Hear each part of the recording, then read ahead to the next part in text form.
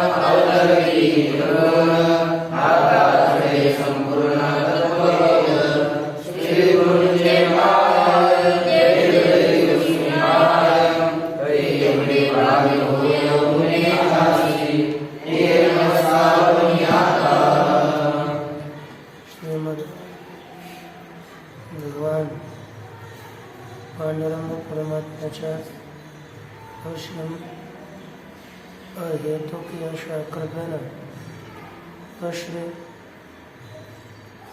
ज्ञानेश्वर महाराजांच्या आशीर्वादानं श्रीमद ग्रंथराज ज्ञानेश्वरीचा विचार आपण करत आहोत. यामध्ये प्रथम 77 ओव्या यांचा आपण विचार केलेला आहे. तत्पश्चात 78 ओवीचा विचार करणार. यामध्ये श्री ज्ञानोबराय आपला आत्मविनिमय प्रगट करतात, आत्मविनय प्रगट करत आहेत आणि विनयानं या ग्रंथाच्या कर्तृत्वाची पूर्ण कर्तृत्वाचा भार आपल्या श्री गुरुवर अर्पण करत आहेत. करत असताना मागे लोहाचे कणक होय ते सामर्थ्य परिस्थितीच आहे की मृतही जीवितला आहे अमृत सिद्धी. म्हणजे लोखंडाला सोनं बनवणं हे सामर्थ्य परिसकाकडेच आहे, तर लोखंडाकडे नाही. माझी स्थिती लोखंडाप्रमाणे आणि श्री गुरूंची स्थिती परिसाप्रमाणे आहे, माझी स्थिती मृत व्यक्तीप्रमाणे व श्री गुरु हे अमृताप्रमाणे आहे. आता या ठिकाणी या व्याख्यानाविषयी श्री गुरूंचंच सामर्थ्य आहे. आणखी श्री गुरूंचं सामर्थ्यच द्योतीत करण्याकरिता श्री ज्ञानोबाराय पुढील ओवीत सरस्वती मातेची जर प्राप्ती झाली तर सगळ्या विद्या स्वतः प्राप्त होतात, तिथं अन्याचे सामर्थ्य नाही असं कथन करण्याकरिता विचार प्रकट करतात. जरी प्रगटे सिद्ध सरस्वती तरी मुखिया आते भारती, हेतु वस्तु सामर्थ्य शक्ती. जरी सिद्ध सरस्वती प्रगटे तरी मुखिया भारती आते, हेत वस्तु सामर्थ्य शक्ती हेत नवल काही असा आहे. जरी सिद्ध सरस्वती प्रगटे, जर सिद्ध असणारे अनादि सिद्ध अशी सरस्वती माता प्रगटे अर्थात प्रगटेल, भविष्यकाले प्रगट होईल तर तरी मुक्या भारती आते. मुक्या मनुष्याला वाचा प्राप्त होते, वाणी पडते. मुकाही असेल त्या सुद्धा वाणीची प्राप्ती होते. वस्तू सामर्थ्य शक्ती ही वस्तूच्या सामर्थ्याची शक्ती आहे, वस्तूच्या सामर्थ्याचा प्रभाव आहे. म्हणजे हा प्रभाव सरस्वती माता प्रकट झाली तर मुक्याला सुद्धा बोलता येतं. हे सरस्वती मातेचाच एक प्रभाव आहे. हे तर नवल काय, यात काय आश्चर्य. तर यात कोणत्याही प्रकारचं आश्चर्य नाही. ज्या त्या वस्तूकडे ती वस्तू गेल्यानंतर ती वस्तू आपला स्वभाव दाखवते आणि पुढच्याला बदलवते. जसं परिस हा लोखंडाचं सोनं करतो, ही परिसातली त्याच्या वस्तू त्याच्यातील सामर्थ्याचा प्रभाव आहे. अमृत मेलेलाही जिवंत करतात.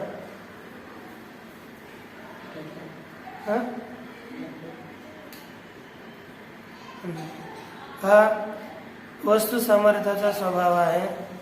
आणि सरस्वती माता प्रकट झाली तर हो देवा, नाही असं नाही कच्चीच चालेल काय नाही ते आपण माझं या ओळीचा आम्ही विचार करत होतो. सरळ सरळ जरी प्रगटे सिद्ध सरस्वती तरी मुख्य आहे भारती, हे तर वस्तू सामर्थ्य शक्ती नवल काय. याचा सरळ सरळ अर्थ आपला एक असाही करतात. म्हणजे आपल्या परंपरेनुसार आपला एक असा अर्थ निघतो, जर सिद्ध सरस्वती म्हणजे अनादि सिद्ध सरस्वती प्रगट होईल तर मुख्याला सुद्धा भारती म्हणजे वाचा प्राप्त होते. आथी याचा फुटती अर्थ करतात, पण आथी याचा आहे प्राप्त होणे असा अर्थ आपण करू शकतो. तरी प्राप्त होत आहे. ही वस्तू सामर्थ्य शक्ती आहे, वस्तूच्या सामर्थ्याचा स्वभाव आहे. इथं नवल काही, यामध्ये आश्चर्य काही नाही, आश्चर्य करण्याची आवश्यकता नाही असा एक सरळ अर्थ आता आपण अन्वय केला त्याप्रमाणे. कधी आता इथे पहा, शब्द जर आपण तोडलेच असे त्याचं विभाजन केलं, सिद्ध म्हणजे अर्थ हाच आहे. बस इथे आथी शब्दाचा अर्थ आपण प्राप्त हो, आथीचा अर्थ आहे आहे, आथीचा आहेच अर्थ आहे ना. तर त्याचा अर्थ आपण प्राप्त होतो असा केला. परंतु असं करण्याकरता आपल्याला पर्याय नाही म्हणून तो अर्थ केला होता. या ठिकाणी एक पद दिलंय, सिद्ध सरस्वती. सरस्वती मातेस नाही दंड टाका आहे डबल आहे. सिद्ध सरस्वती है ना, सिद्ध सरस्वती अशा प्रकारचा अर्थ केला. आता सिद्ध आणि सरस्वती यांच्यामध्ये थोडी आपण विभाजणी करूया. म्हणजे सिद्ध वेगळा आणि सरस्वती वेगळं. असं जर केलं, सिद्ध म्हणजे सिद्ध होणं, प्राप्त होणं, सिद्ध झालं आपण म्हणतो ना, प्राप्त झालं. तर आता सरस्वती माता तर स्वयंसिद्ध आहे, तिला सिद्ध होते हे सांगण्याची आवश्यकता नाही आहे. कारण की सिद्ध सरस्वती याच्यातून काही अपूर्वता लाभत नाहीये. जर आपण सिद्धपद सरस्वती मातेकडे जोडलं, कारण ती स्वयंदेवी आहे, स्वयं साक्षात सरस्वती माता आहे, तिला पुन्हा सिद्ध सरस्वती म्हणावं याच्यामध्ये काही आवश्यकता नाही वाटत. म्हणून आपल्याला पुढचा आधी या शब्दाचा लाक्षणिक अर्थ प्राप्त होणे असा घ्यावा लागत होता. आता सिद्ध या शब्दाचा अन्वय जर केला तर लाक्षणिक अर्थ घेण्याची आवश्यकता नाहीये. लक्षणा तेव्हाच करावी जेथे शब्दाचा अर्थ संभवत नसेल तर. कारण की लक्षणा ही जघन्य वृत्ती आहे, निकृष्ट वृत्ती आहे, आणि ती वृत्ती वारंवार घ्यावी अशी योग्यता आपल्यावर तरी लवकर येऊ नये. कारण की ती वृत्ती जर जिथे शब्द सामर्थ्यानं अर्थ निघत नसेल तर तिथेच लक्षणावृत्तीचा लक्षणा आपल्याला अवलंब करावा लागतो. या ठिकाणी आपण अन्वय सिद्ध या पदाचा अर्थ आता अन्वय आपण आठी बरोबर करावा. तर अन्वय काय होईल? जरी सरस्वती प्रगटे तरी मुखया भारती सिद्ध आठी. वस्तू सामर्थ्य शक्ती येथ नवल काही. आता इथे वस्तू सामर्थ्य शक्तीच्या अगोदर ही शब्द जोडला तरी उत्तम होतो. मग ही वस्तू सामर्थ्य शक्ती येथ नवल काही अद्यावृत पद घेऊन तरी आता अर्थ पहा कसा होता. जर सरस्वती माता प्रगट होईल तर मुख्याला वाच्या सिद्ध म्हणजे प्राप्त होते. सरळ सरळ आता कोणत्याही शब्दाचा अर्थ बदलावा लागत नाही. मुख्यालाही वाचा प्राप्त होते, हा वस्तूच्या सामर्थ्याचा प्रभाव आहे. यात येथ या शब्दाचा अर्थ येथ नवल काय, यात आश्चर्य काय, आश्चर्य ते काय. अर्थात यामध्ये आश्चर्य करण्याची अपेक्षा नाही असा एक सरळ सरळ अर्थ झाला. आता पुढची ओळी पाहूया. जया ते कामधेनु माये तयासे अप्राप्य काही आहे, मनवणे मी प्रवर्तोला आहे ग्रंथी. आता यामध्ये जया ते कामधेनु माये सरळ सरळ अर्थ आहे. तयासी अप्राप्य काही आहे, हे काय ना आक्षेपार्थक काही शब्द आहे बा. जया ते कामधेनु माये तयासी अप्राप्य काही आहे, अर्थात काहीच नाही. हे तात्पर्य आक्षेपावर अर्थ निघतो. मनवणी मी ये ग्रंथी प्रवर्तोल आहे असा अन्वय झाला. आता सरळ अर्थ जया ते ही षष्ठी विभक्ती आहे, माये आणि कामधेनु ही प्रथमा विभक्ती आहे. पहा हे पाहिलं, माये हे आहे तर खरं हे माये हे आहे संबोधन आहे, परंतु आपल्याला इथे प्रथमा रूपाने ग्रहण करायचे एवढंच आहे की जया ते माये कामधेनु, ज्याची आई कामधेनु आहे.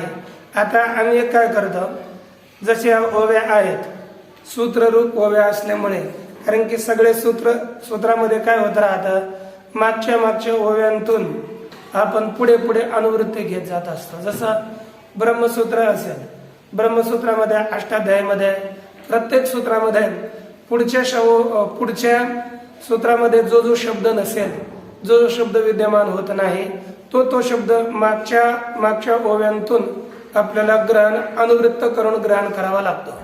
तसंच कधी कधी त्या अनुवृत्तीचे प्रकार वेगळे वेगळे आहेत. मंडूक प्लुतीनं कधी अनुवृत्ती येते, कधी सरळ जसे जलगती राहते ना, म्हणजे प्रत्येक ह्याच्यामध्ये पाणी हे जात असताना प्रत्येक ठिकाणी त्याचा स्पर्श होत होत होत होत होत ते पाणी खाली जात राहतं. आणि कधी कधी मेंढका ते मेढक काय करतात, ते अशा उड्या मारून म्हणजे मध्येला जात नाही, तर डायरेक्ट त्याची उडी पुढे पडते, कधी त्याची उडी पुणे अशी पुढे पडते. अशा प्रकारचे काही शब्दांची अनुवृत्ती जात असतात. या ठिकाणी हे जे काही मागच्या ओवीमध्ये आथी पद आहे, आथी या या पदाची अनुवृत्ती आपण या ओवीत ग्रहण करूया. तर काय होणार, जयाते माये कामधेनु आथी, अशा प्रकारचा अन्वय, आणि तो अन्वय ग्रहण करायचा अनुवृत्तीने. तयासी काही अप्राप्य काही आहे. पुन्हा आता याचा अर्थ काय झाला, ज्याची आई कामधेनु आहे त्यास अप्राप्य प्राप्त न होणे. अप्राप्य शब्दाचा अर्थ काय आहे, प्राप्य म्हणजे प्राप्त होण्यायोग्य, सरळ सरळ अर्थ आहे. आणि अप्राप्य म्हणजे प्राप्त न होण्यायोग्य. त्यास प्राप्त न होण्यायोग्य काही आहे, तात्पर्य अर्थ आहे रामकृष्ण या नाही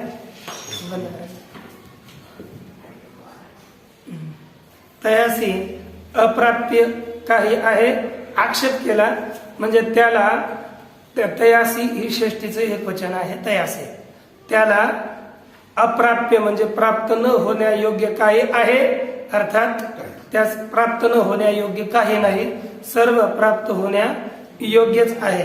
कारण की ज्ञानेश्वरीमध्ये मला वाटतं 11 अध्याय एक ओवी आहे, मी सहज इथं पाय लिहून चिन्हित केली आहे. हागा दुबतयाचे नि पवाडे, जे जगाचे भेडी कोडे, ते कामधेनूची पाडे, काय भुकेले ठाती, म्हणजे कामधेनूचे मुलं भुकेले राहतील का, तसेच भुके प्यासे राहणार नाही, त्यांना सगळं प्राप्त होतं. पुढे तसंच एक देतात होय का देखा कामधेनू ऐसी माये सदैव जया होय, तो चंद्रे परीला हे खेळावा. म्हणजे एवढी अलभ्य वस्तू जी प्राप्त होण्यायोग्य कधी म्हणजे होऊ शकत नाही आहे, ती सुद्धा आपलं खेळण्याकरता प्राप्त होते. तर त्याला अप्राप्त होण्या म्हणजे प्राप्त होण्यायोग्य काही नाही असं म्हणता येत नाही, सगळंच त्याला प्राप्त होण्या योग्य आहे. म्हणून मी ये ग्रंथी प्रवर्तोल आहे. ग्रंथी ही सुद्धा सप्तमी आहे आणि ये हे सर्वनाम आहे ग्रंथाचं. तर म्हणून मी ये ग्रंथी प्रवर्तोल आहे, म्हणून मी या ग्रंथामध्ये प्रवृत्त होत आहे. म्हणून सरळ सरळ अर्थ आणि पुढे कसा करतात, तरी न्यूनते सरते अधिक ते, तरी न्यूनते पुरते अधिक ते सरते, करून घ्यावे हे तुमते विनवितू असे.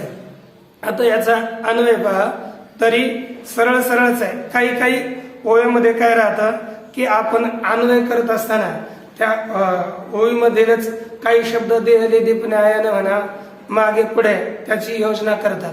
तर आता या ओळीमध्ये करून घ्यावे असं एक पद आहे. तृतीय पदामध्ये म्हणजे पादामध्ये एक पद दिलं करून घ्यावे, तर पहिल्याशी त्याचा अन्वय करायचा आणि दुसऱ्याशी. तर होतंय तरी न्यूनते पुरते करून घ्यावे अधिक ते सरते करून घ्यावे हे तुमते विनवितू असे, असा अन्वय होतो. तर अर्थ पाहता, तरी म्हणजे तरी याचं तात्पर्य काय, मागे जितकं जे सांगितलेलं आहे हे असं असलं तरी, म्हणजे श्री गुरूंच्या सामर्थ्यानं सगळं होत असलं तरी, कारण की हे तर माझं सामर्थ्य नाहीये, लोहाचे कणक होय इत्यादी दृष्टांत श्री गुरूंकरता दिलेले आहे. हे सगळं होण्याचं सामर्थ्य श्री गुरूंकडे आहे. हे जरी असे असलं तरी काय करावं, न्यूनते पुरते करून घ्यावे. म्हणजे माझ्याकडे जे न्यून असेल, कमी असेल, ते पुरते म्हणजे कमी असेल ते पूर्ण करून घ्यावं. आपण त्याच्यामध्ये आपलं काहीतरी टाकून ते पूर्ण करावं, एक तुम्ही हे करावं. आणि दुसरं अधिक ते सरते धातू आहे. सरते याचा अर्थ सुसरणे आहे की नाही, याचा अर्थ सरते असेल म्हणजे आपण याचा अर्थ सामान्य एक सगळीकडे केला जातो. काही ठिकाणी मान्य करून घ्यावे, योग्य करून घ्यावे, म्हणजे वेगळ्या वेगळ्या ज्ञानेश्वरीमध्ये ह्याला मान्य करून घ्यावं, योग्य करून घ्यावं असं एक अर्थ निघतं. परंतु शब्दशः जर आपण अर्थ पाहूच लागलो, सरते म्हणजे माझ्याकडे जर जास्त काही सांगितलं असेल, जे सांगण्यास योग्य नाही असं अधिक ते सरते करून घ्यावे. सरते म्हणजे काय? सरकणे, त्याला बाजूला सरकून तुम्ही जे राहील ते ग्रहण करावं. म्हणजे दूर सारून सरते त्याला दूर करून घ्या, अधिक ते सरते करून म्हणजे बाजूला करून सरते शब्दाचा अर्थ केवळ बाजूला, आणि करून तर शब्द आहेच आहे, म्हणजे बाजूला करून आपण ग्रहण करावं. म्हणजे याच्यामध्ये आता दोष असतील ते दूर करून घ्यावेत. हे तुम्हाला षष्टीच विचार आहे. षष्टीच तुमते विनवितू असे मी आपणाला विनवित आहे, विनंती करत आहे. आता पुढच्या ओळीमध्ये थोडासा असंच एक शब्दाचा विचार येत आहे.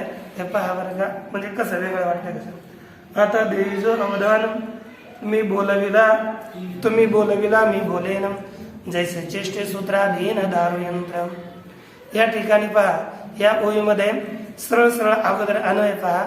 आता अवधान देईजो, तुम्ही बोलविला मी बोलेन, जैसे सूत्राधीन दारू यंत्र चेष्टे असा अन्वय होत आहे. परंतु अगोदर अर्थ करण्यापूर्वीच एक शब्द मी तुम्हाला सांगतो. तुम्ही बोलविल्या असा पाठ आहे पहा, बोलविल्या, आणि एक ठिकाणी बोलविला पाठ आहे. आणि म्हणजे रिजवडकरांनी बोलविला तिथे शब्द लिहिला. आता बोलविल्या हा थोडा वेगळा वाटतो, आणि बोलविला हा, कारण की हे पहा बोल म्हणजे धातू शब्द क्रियापद मराठीतला आहे, बोलणे हे क्रियापद आहे. याच जर आपण कर्मणी भूतकाळ धातू साधित विशेषण त्याचं बनवलं तर बोलविलं होतं, बोलविलं. आणि त ई आ त ई आ ज्या काही विभक्ती आहेत त्या सप्तमीच्या, त्या तर जोडवल्या तर बोलविला असा पाठ होतो.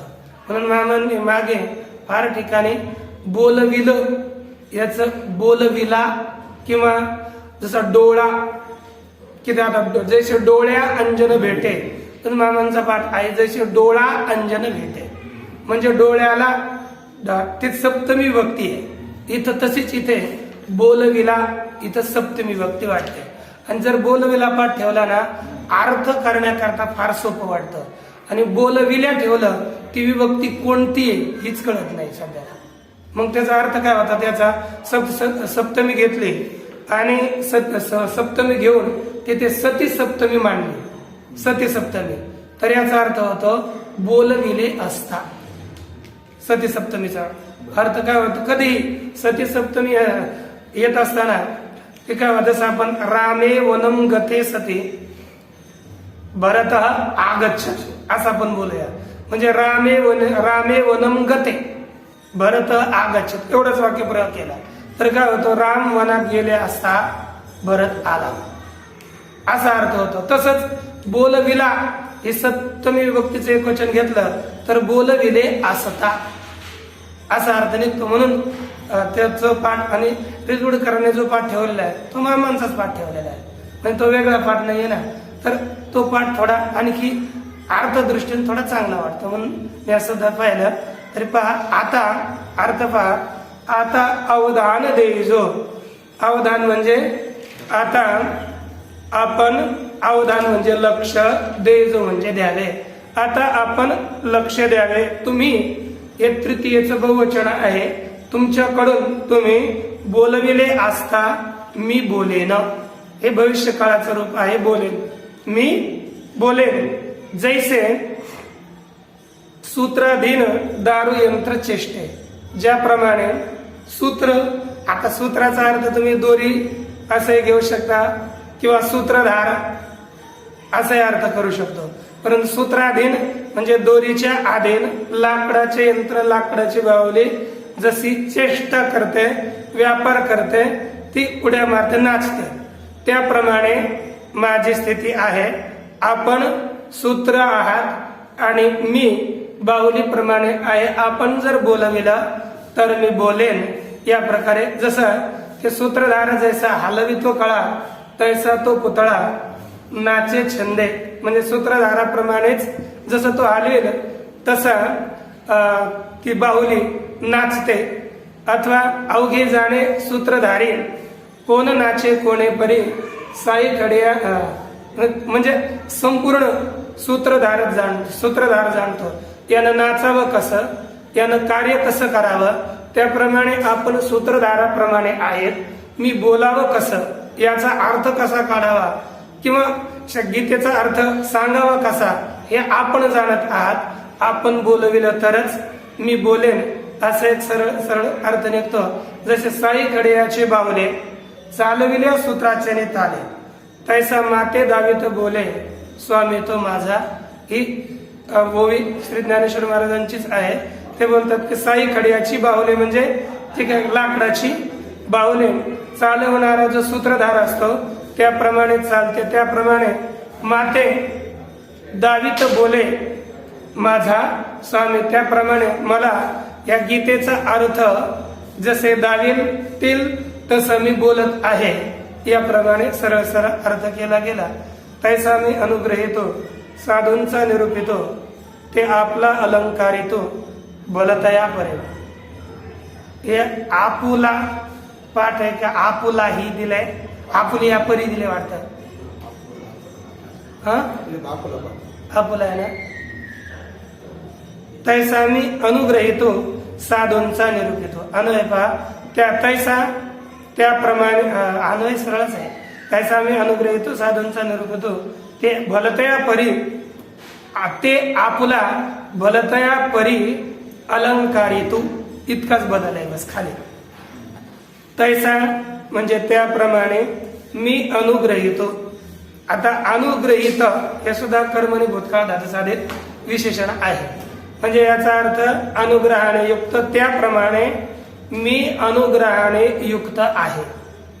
पुन्हा साधूंचा निरूपितो. आता सगळ्या ठिकाणी अर्थ असा केला जातो साधूंचा निरोप्या आहे, है ना, असंच करतात ना. म्हणजे साधूंचा जो निरोप असेल तो करणारा आहे, हो, आज्ञाधारक करतात, निरोप येतो आहे. परंतु शब्दशः अर्थ केला तर आपण तुम्ही ज्ञान शिकलेले असाल, ते निरूपित शब्द येतो की नाही, ते म्हणजे कार्यनिष्ठ, कार्यता, निरूपित, कारणता, श्रेयत्व, कारणत्व इत्यादी आपण अर्थ करतो. आणि शब्दशः जर तुम्ही पाहिलं, सह अभंगम निरूपयती, तो अभंगाचं निरूपण करतो. म्हणजे इथे अर्थ काय आहे, सांगणे. याच एकाचा अर्थ आहे बोध करवून देणे, असा अर्थ, म्हणजे दुसऱ्याला ज्ञान करवून देणे किंवा सांगणे, या प्रकारचा अर्थ केला. निपूर्व उपसर्गपूर्वक रूप धातूचा अर्थ ज्ञानार्थक एक होतो. तरी आता जर आपण कर्मणी भूतकाळ धातू साधित विशेषण ग्रहण केलं तर याचा अर्थ काय होईल, म्हणजे साधूंचा निरूपित आहे, म्हणजे साधूंच्या बोधाने जो युक्त आहे, म्हणजे साधूंच्या अंतःकरणात जो बोध, तोच बोध माझ्या अंतःकरणात आहे. म्हणजे साधूंच्या बोधाने, आणि अर्थ त्यांच्या बोधाने युक्त असल्यामुळे मला पुढचं काम करण्याकरता कठीण वाटणार नाहीये, सोपंच आहे ना. म्हणून तैसा मी अनुग्रहाने युक्त आहे. आणि कधी पहा, अनुग्रह अगोदर झाला तर अनुग्रहाच्या पश्चात साक्षात ज्ञान प्राप्तीच होत असते. म्हणून निरूपित या शब्दाचा अर्थ, त्यांची कृपा झाली की ज्ञानाची साक्षात प्राप्तीच होणार ना, तो मुक्तच होणार.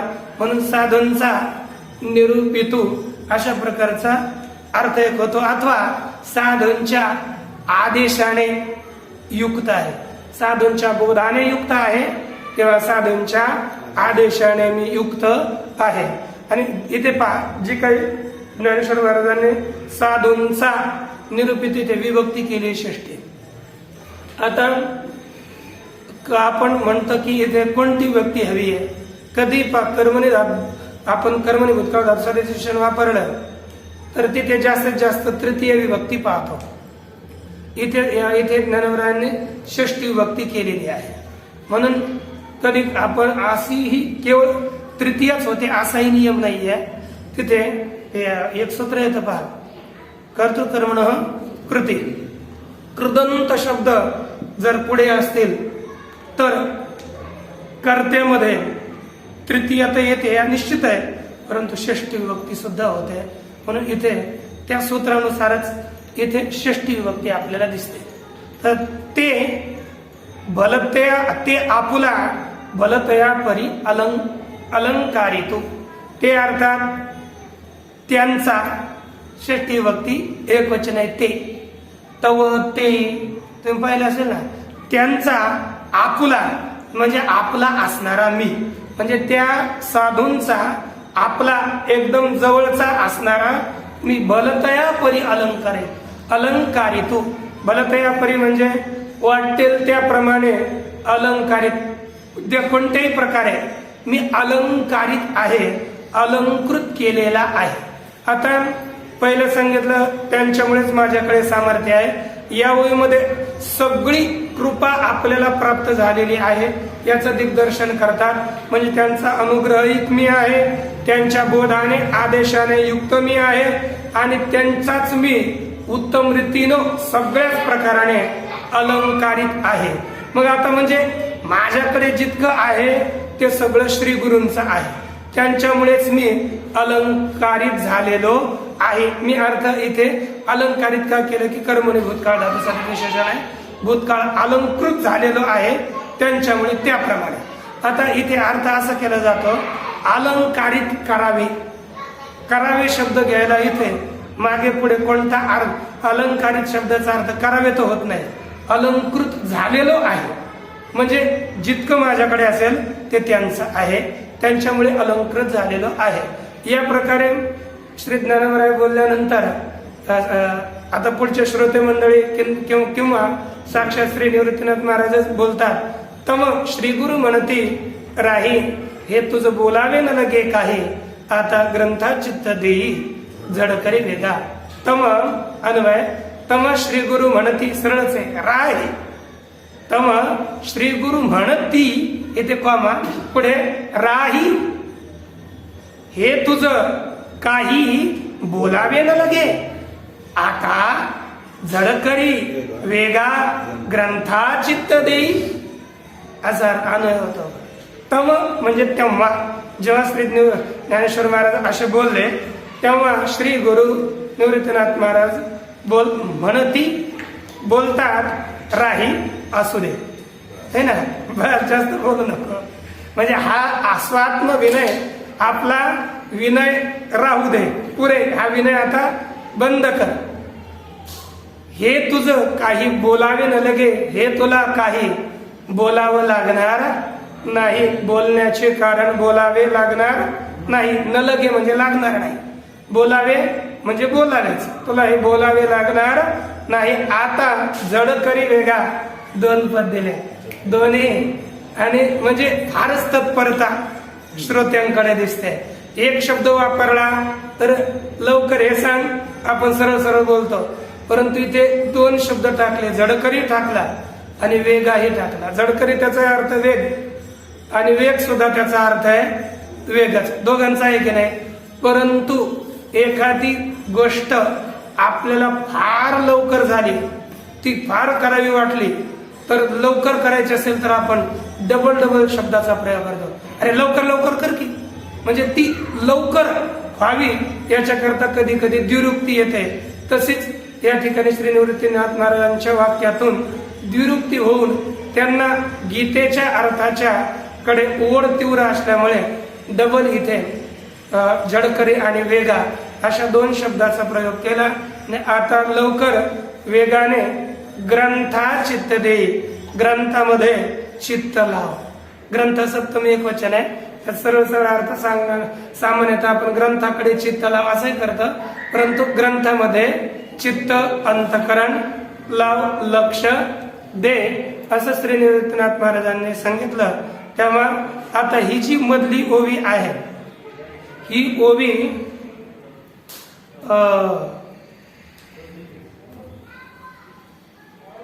आता 2-4 शब्द हे साक्षात ज्ञानोबरायांचे नाही, त्या जे काही लेखकांचे आहेत ते शब्द आहेत. नंतर मग हे पहा काय बोलतात, नंतर मग पुढे यांचे शब्द आहेत. ते या बोला निवृत्तीदासू पाहुनी परम उल्हासू म्हणे. आता हे शब्द निवृत्तीदास म्हणत आहे असं ज्ञानेश्वर महाराज स्वतः तर बोलणार नाहीत, परंतु हे शब्द जे काही ग्रंथ लेखक आहेत हा त्यांच्या शब्दातून उद्गार दिसतात. या बोला निवृत्तीदासू परम उल्हासू पाहुनी म्हणे. आता पुढची ज्ञानोबरायांचे शब्द आहेत. काय म्हणतात की मना अवकाशू देवनी परियेसा. अर्थ या बोला म्हणजे ही सुद्धा सप्तमीच आहे. श्री गुरु असे बोलले असता निवृत्तीदासू उल्हासू परम उल्हासू पाहुणे. श्री निवृत्तीनाथ महाराज परम अर्थात अतिशय उल्हास आनंदित होऊन पाहुणी आनंदास प्राप्त होऊन उल्हासास प्राप्त होऊन मना ते काय बोल म्हणे म्हणजे म्हणाले चित्ता मना अवकाशू देवनिया परियसा. मनामध्ये अंतःकरणामध्ये जागा करून मन मोकळे करून ऐका. परियसा हे मध्यम पुरुष हे आपल्या त्याच्यानुसार द्वितीय पुरुष बहुवचन येत आहे. म्हणजे तुम्ही ऐका या प्रकारे आज्ञाच एक दृष्टीने किंवा प्रार्थना पुढे आपल्या सगळ्यांपुढे केली. याच्यानंतर आता ओवी प्रारंभ होईल. ओवी आपण कुंडली महाराज